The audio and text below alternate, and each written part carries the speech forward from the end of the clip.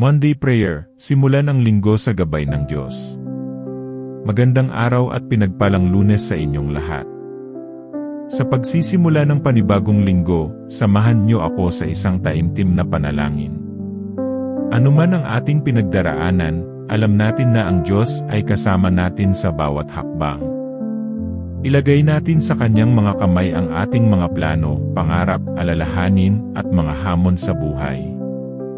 Amang mapagmahal at makapangyarihang Diyos, lumalapit kami sa iyo ngayong umaga ng may pusong puno ng pasasalamat.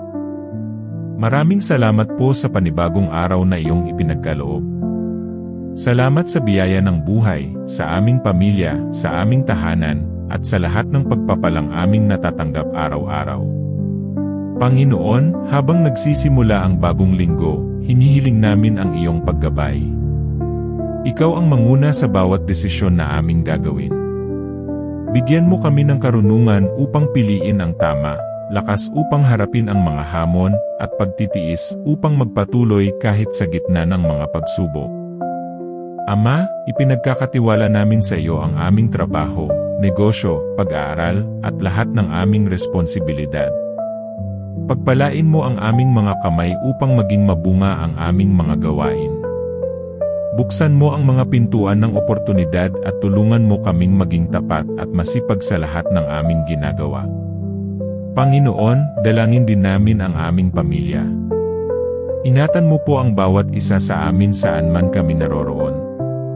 Palakasin mo ang aming samahan at punuin mo ang aming tahanan ng pagmamahalan, pag-unawa, at kapayapaan. Naway ikaw ang maging sentro ng aming buhay at pamilya. Ama sa langit, hinihiling namin ang iyong banal na proteksyon. Ilayo mo kami sa anumang panganib, aksidente, sakit, at kapahamakan. Takpan mo kami ng iyong pag-iingat habang kami ay bumibiyahe, nagtatrabaho, nag-aaral, at gumagawa ng aming mga pang-araw-araw na gawain. Panginoon, para sa mga may pinagdaraanan ngayon, nagbibigay kami ng espesyal na panalangin. Yakapin mo sila ng iyong pagmamahal. Palakasin mo ang mga nanghihina, pagalingin mo ang mga may karamdaman, at bigyan mo ng pag-asa ang mga nalulungkot at nag-aalala. Ipaalala mo sa kanila na hindi mo sila iniiwan at laging may dahilan upang magpatuloy. Ama, tulungan mo kaming magkaroon ng pusong mapagpasalamat.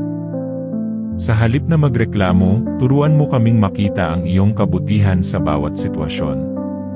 Sa halip na matakot, tulungan mo kaming magtiwala sa iyong mga pangako. Sa halip na mawala ng pag-asa, punuin mo kami ng pananampalataya at lakas. Panginoon, sa buong linggong ito, gabayan mo ang aming mga salita, isip at kilos.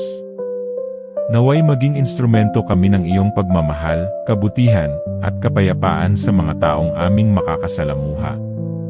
Tulungan mo kaming maging mabuting halimbawa at maging ilaw sa mundong nangangailangan ng iyong pag-ibig.